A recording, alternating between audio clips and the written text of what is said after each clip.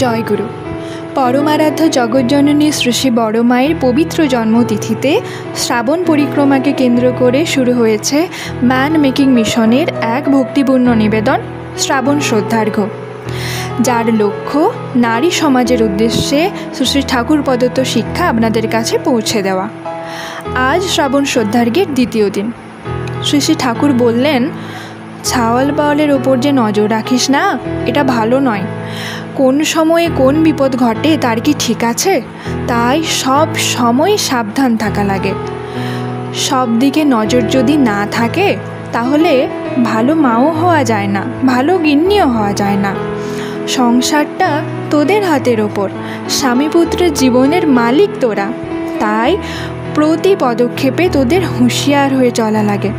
তোরা যদি চৌকস হোস, তুখর হোস, ছাওয়াল পাওয়ালরাও তোদের দেখে শিখবে, মানুষ হবে তারা।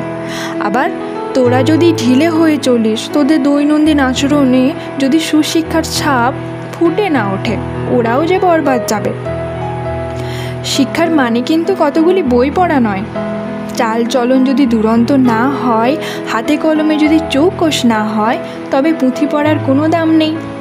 উপযুক্ত মা, উপযুক্ত শাশুড়ি কিংবা তৎস্থানীয় যারা, তারাই হলেন মেয়েদের, বউদের সেরা শিক্ষক।